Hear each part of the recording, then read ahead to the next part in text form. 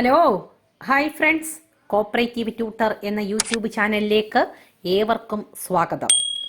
ആദ്യമായിട്ടാണ് നിങ്ങൾ ഈ ചാനൽ കാണുന്നതെങ്കിൽ പ്ലീസ് സബ്സ്ക്രൈബ് മൈ ചാനൽ. ഇതോടൊപ്പമുള്ള കുഞ്ഞു ബെല്ലൈക്കൺ കൂടി ഒന്ന് പ്രസ് ചെയ്തതിന് ശേഷം ഓൾ എന്ന ഓപ്ഷൻ കൂടി ഒന്ന് അമർത്തിയേക്കണേ. എങ്കിൽ മാത്രമേ ഞാനിടുന്ന ക്ലാസ്സിൻ്റെ നോട്ടിഫിക്കേഷൻ നിങ്ങൾക്ക് ഉടനെ തന്നെ ലഭിക്കുകയുള്ളൂ. നമുക്ക് ഇന്നത്തെ ക്ലാസ്സിലേക്ക് കടക്കാം. CSEB എക്സാമിനും അതുപോലെ PSC ഇനി വരുന്ന എക്സാമിനും വളരെ ഇമ്പോർട്ടൻ്റ് ആയിട്ടുള്ളൊരു ഭാഗമാണ് കോപ്പറേറ്റീവ് ലോ എന്ന് പറയുന്നത്. ആ കോപ്പറേറ്റീവ് ലോ പഠിക്കുന്ന സമയത്ത് cooperative credit societies act 1904 cooperative societies act 1912 കൃത്യമായിട്ടും വ്യക്തമായിട്ടും പഠിച്ചിരിക്കണം. ഞാൻ ഇതിനു മുൻപേ ഉള്ള ഒരു 2 വീഡിയോ ആയിട്ട് ഹിസ്റ്ററി ഓഫ് കോപ്പറേറ്റീവ് ലോ എന്നും പറഞ്ഞിട്ടുള്ള ക്ലാസ് അപ്ലോഡ് ചെയ്തിട്ടുണ്ടായിരുന്നു. ആരെങ്കിലും ആ ക്ലാസ് കാണാത്തവരുണ്ടെങ്കിൽ ദയവ് ചെയ്ത് ആദ്യം ആ ക്ലാസ് കാണുക. നമുക്ക് ഇന്നത്തെ ക്ലാസ്സിലേക്ക് കടക്കാം. കോപ്പറേറ്റീവ് ക്രെഡിറ്റ് സൊസൈറ്റീസ് ആക്ട് 1904 ഇതുമായിട്ട് ബന്ധപ്പെട്ട് ഇതുവരെ PSC എക്സാമിന് ചോദിച്ചിട്ടുള്ളതും CSEB എക്സാമിന് ചോദിച്ചിട്ടുള്ളതുമായിട്ടുള്ള ക്വസ്റ്റ്യൻസ് ആണ് ഈ ഒരു ക്ലാസ്സിൽ ഉൾപ്പെടുത്തിയിരിക്കുന്നത്. First question: the year in which Deccan Agricultural Relief Act passed. The year in which Deccan Agricultural Relief Act passed. ഏത് വർഷമാണ് ഡെക്കാൻ അഗ്രികൾച്ചർ റിലീഫ് ആക്ട് പാസ്സാക്കിയത്? ആൻസർ 1879. അടുത്തത് which loans are considered as takavi loans? രണ്ടാമത്തെ ക്വസ്റ്റ്യൻ ആണ്. Which loans are considered takavi loans? Takavi loans എന്ന് പരിഗണിക്കുന്നത് ഏതൊക്കെ ലോൺസിനെയാണ്? Agriculture loan act and land improvement loan act. 1883 land improvement loan ആക്ടും agriculture loan act 1884 agriculture loan ആക്ടും കൂടെ ചേർത്തിട്ടാണ് തക്കാവി ലോൺസ് എന്ന് പറയുന്നത്. തക്കാവി ലോൺസ് ഇംപ്രൂവ് ചെയ്തത് അല്ലെങ്കിൽ റെക്കമെൻഡ് ചെയ്തത് BP പട്ടേൽ ആണ് എന്നും പറഞ്ഞ് നമ്മൾ നേരത്തെ വീഡിയോയിൽ പഠിച്ചിട്ടുണ്ട്. അടുത്ത question: the year in which Madras government send sir Frederick Nicholson to Europe for studying the cooperative movement. ഏത് വർഷമാണ് മദ്രാസ് ഗവൺമെന്റ് ഫെഡറിക് നിക്കോൾസണെ യൂറോപ്പിലേക്ക് അയച്ചത്? എന്തിനു വേണ്ടിയിട്ട്? കോപ്പറേറ്റീവ് മൂവ്മെന്റിനെ പറ്റി പഠിക്കാൻ. വർഷം 1892. അടുത്ത question: the year in which famine report came out.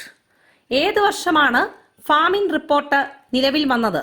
1901. അതായത് ഇന്ത്യയിലെ കടുത്ത ദാരിദ്ര്യം, പട്ടിണി ഉണ്ടായ സമയമായിരുന്നു. അപ്പോൾ ആ സമയത്ത് ഒരു ഫാമിൻ കമ്മീഷനെ നിയമിച്ചിരുന്നു. അവരുടെ റിപ്പോർട്ട് നിലവിൽ വന്ന വർഷം 1901 ആണ്. The year in which a farming commission report came out 1901. അടുത്ത question: the year in which Edward Law committee appointed. ആദ്യമായിട്ട് ഒരു ലോ കമ്മിറ്റി എന്ന് പറയുന്നത് പേരിൽ ലോ തന്നെയുള്ള ഒരാളെയാണ്. എഡ്വേർഡ് ലോ കമ്മിറ്റിയെ അപ്പോയിന്റ് ചെയ്തത് ഏത് വർഷമാണ്? 1901. ഈ ഒരു ക്വസ്റ്റ്യനും ആൻസറും എല്ലാം ഇമ്പോർട്ടൻ്റ് ആയിട്ട് തന്നെ പഠിച്ചു വെക്കുക. ഇനിയും അടുത്ത 7ാമത്തെ question: how many members in Edward Law committee? Edward Law കമ്മിറ്റിയിൽ എത്ര മെമ്പർമാരുണ്ടായിരുന്നു? എഡ്വേർഡ് ലോ ആയിരുന്നു ചെയർമാൻ. പിന്നീട് ഫെഡറിക് നിക്കോൾസൺ, ഡ്യൂപ്പർനിക്സ്. ഇതിനെക്കുറിച്ചുള്ള കൂടുതൽ കാര്യങ്ങളെല്ലാം മറ്റേ വീഡിയോയിൽ പറഞ്ഞിട്ടുണ്ട്. അപ്പൊ ഇതുമായിട്ട് ബന്ധപ്പെട്ട ക്വസ്റ്റ്യനും ആൻസറും മാത്രമേ ഇപ്പൊ പറയുന്നുള്ളൂ. അടുത്ത question: which was the first cooperative societies act in India? ഇന്ത്യയിലെ തന്നെ ആദ്യത്തെ ഫസ്റ്റ് കോപ്പറേറ്റീവ് സൊസൈറ്റീസ് ആക്ട് ആയിട്ട് വന്നത് ഏതാണ്? Answer: the cooperative credit societies act of 1904. 1904 cooperative credit societies act ആണ് ഇന്ത്യയിൽ നിലവിൽ വന്ന ആദ്യത്തെ കോപ്പറേറ്റീവ് സൊസൈറ്റീസ് ആക്ട്. അടുത്ത question: which commission recommended the starting cooperative credit society to tackle the problems of rural farmers? അതായത് ഗ്രാമീണ പ്രദേശങ്ങളിലുള്ള കർഷകരുടെ പ്രശ്നങ്ങൾ പരിഹരിക്കുന്നതിന് വേണ്ടി കോപ്പറേറ്റീവ് ക്രെഡിറ്റ് സൊസൈറ്റീസ് സ്റ്റാർട്ട് ചെയ്യണം എന്ന് റെക്കമെൻഡ് ചെയ്തത് ആരാണ്? അല്ലെങ്കിൽ ഏത് കമ്മീഷനാണ്? Answer: famine commission. അടുത്ത question: in which year famine commission appointed? ഏത് വർഷമാണ് ഫാമിംഗ് കമ്മീഷനെ അപ്പോയിന്റ് ചെയ്തത്? 1901. അടുത്ത question, the year in which cooperative credit societies act passed in India. ഏത് വർഷമാണ് ഇന്ത്യയിൽ കോപ്പറേറ്റീവ് ക്രെഡിറ്റ് സൊസൈറ്റീസ് ആക്ട് നിലവിൽ വന്നത്? 1904 മാർച്ച് 25. 1904 മാർച്ച് 25. അടുത്ത question, how many sections in the cooperative credit societies act of 1904? 1904 നിലവിൽ വന്ന കോപ്പറേറ്റീവ് ക്രെഡിറ്റ് സൊസൈറ്റീസ് ആക്ടിൽ എത്ര section ഉണ്ടായിരുന്നു? ആൻസർ 29. അടുത്ത question, cooperative credit societies act of 1904 is known as. 1904 നിലവിൽ വന്ന കോപ്പറേറ്റീവ് ക്രെഡിറ്റ് സൊസൈറ്റീസ് ആക്ട് അറിയപ്പെട്ടത് ഏത് പേരിലാണ്? Act 10 of 1904. ആക്ട് 10. 1904 ആക്ടിന്റെ നമ്പർ എത്രയാണ്? ആക്ട് 10. അടുത്ത question, who was the viceroy of British India during first cooperative law enacted in India? ഇന്ത്യയിൽ ആദ്യമായിട്ട് cooperative law നിലവിൽ വന്ന സമയത്ത് ഇന്ത്യയിലെ വൈസ്രോയി ആരായിരുന്നു? ആൻസർ ആരാണ്? Lord Curzon. Lord Curzon. ആലപ്പുഴയെ കിഴക്കിന്റെ വെനീസ് എന്ന് വിശേഷിപ്പിച്ചതും ആര് തന്നെയാണ്? Lord Curzon.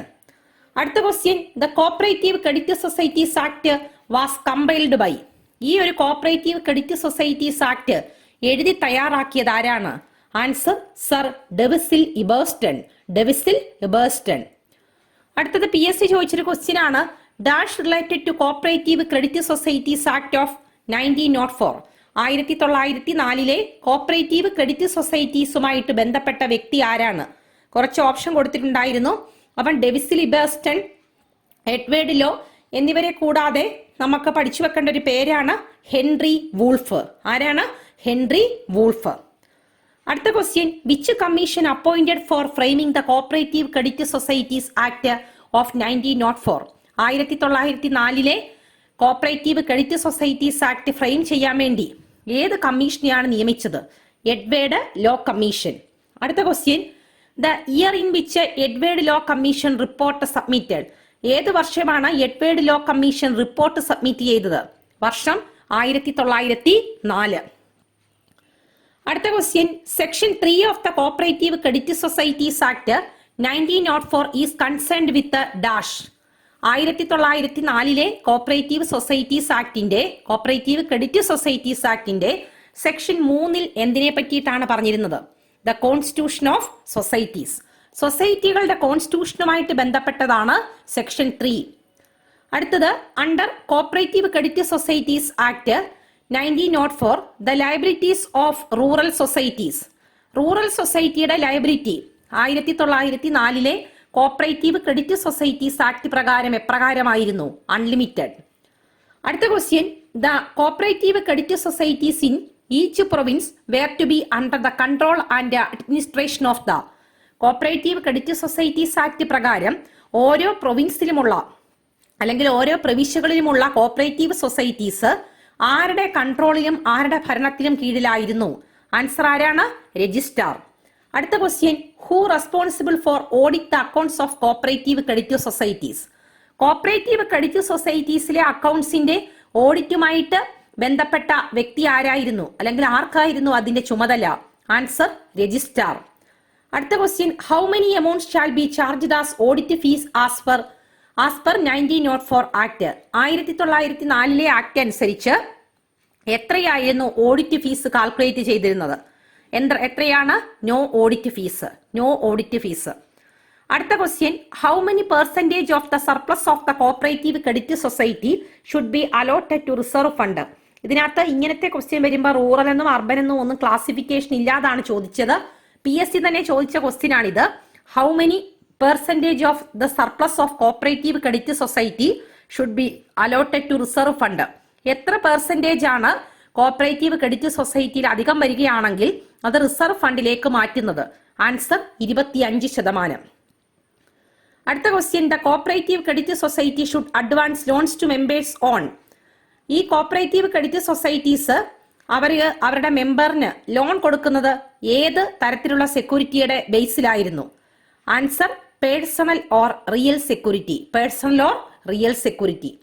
അടുത്ത question, the cooperative credit societies act 1904 was replaced by. 1904 cooperative societies act മാറ്റാൻ വേണ്ടിയിട്ട് നിലവിൽ വന്നത് ഏതാണ്, അല്ലെങ്കിൽ മാറ്റിയതിനു ശേഷം നിലവിൽ വന്ന ആക്ടാണ് കോപ്പറേറ്റീവ് സൊസൈറ്റീസ് ആക്ട് 1912.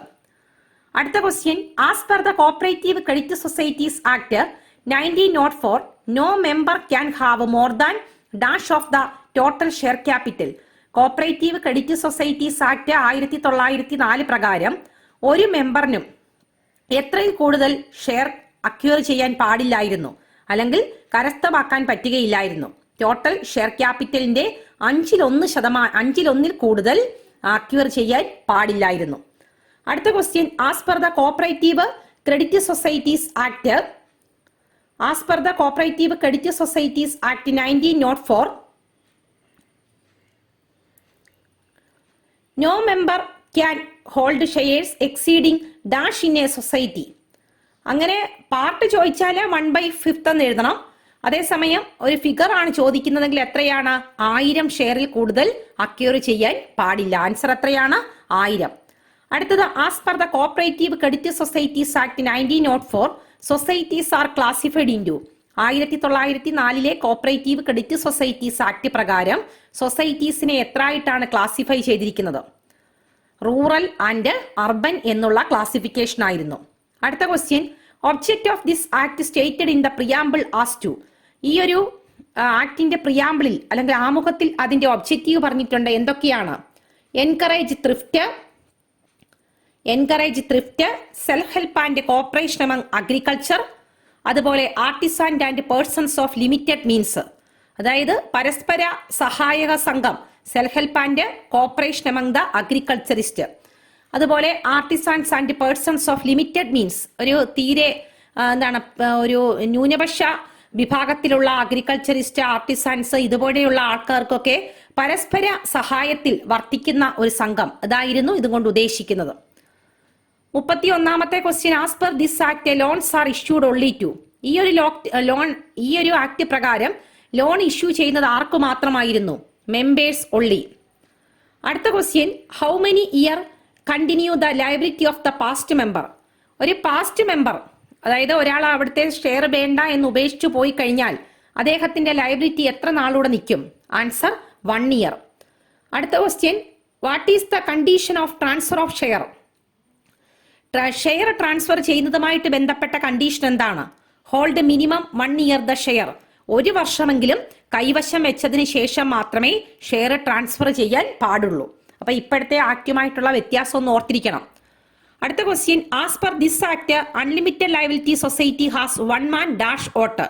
അൺലിമിറ്റഡ് ലയബിലിറ്റിയിലുള്ള സൊസൈറ്റി ആണെങ്കിൽ എങ്ങനെയാണ് അവിടുത്തെ വോട്ടിംഗ് എന്നാണ് ചോദിച്ചത്. അൺലിമിറ്റഡ് ലയബിലിറ്റി ഉള്ള സൊസൈറ്റിക്ക് ആണെങ്കിൽ 1 man 1 vote.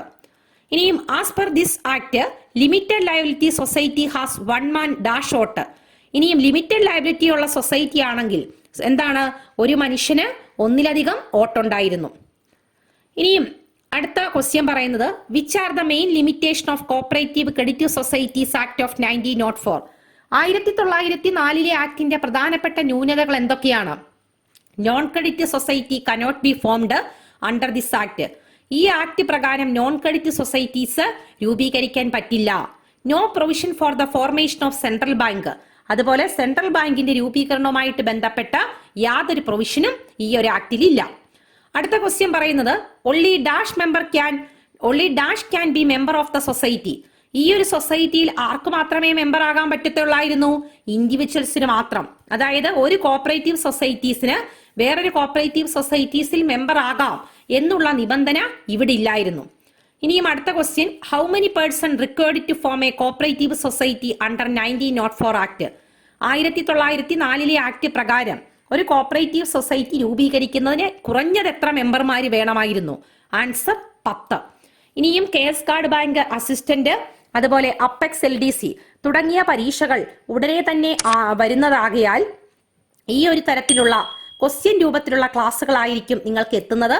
ഇതിൽ നിന്നും ഓരോ ഭാഗത്തു നിന്നും നമ്മൾ ഇന്ന് പഠിച്ചത് കോപ്പറേറ്റീവ് ക്രെഡിറ്റ് സൊസൈറ്റീസ് ആക്ട് 1904 മാത്രമാണ്. അപ്പൊ അതിൽ നിന്ന് ചോദിക്കാൻ സാധ്യതയുള്ള എല്ലാ ക്വസ്റ്റ്യൻസും ഉൾപ്പെടുത്തിയിട്ടുള്ള ഒരു ക്ലാസ് ആണിത്. ഒരു ക്വസ്റ്റ്യൻ പോലും വിടാതെ പഠിക്കാൻ എന്റെ കൂട്ടുകാർ ശ്രദ്ധിക്കുമല്ലോ. അപ്പോൾ നമുക്ക് അടുത്ത ക്ലാസ്സിൽ കോപ്പറേറ്റീവ് സൊസൈറ്റീസ് ആക്ട് 1912 ബന്ധപ്പെട്ട ക്വസ്റ്റ്യൻസും ഫിനാൻസുമായിട്ട് ബന്ധപ്പെട്ട ക്വസ്റ്റ്യൻസും തയ്യാറാക്കിക്കൊണ്ടിരിക്കുകയാണ്. അപ്പോൾ അതെല്ലാം താമസിയാതെ ഉടനെ തന്നെ നിങ്ങളുടെ കൈകളിലെത്തും. അപ്പോൾ ഇത്രയും കാര്യങ്ങൾ ശരിക്ക് പഠിക്കും എന്നുള്ള വിശ്വാസത്തോടെ നിർത്തുന്നു. Thanks for watching.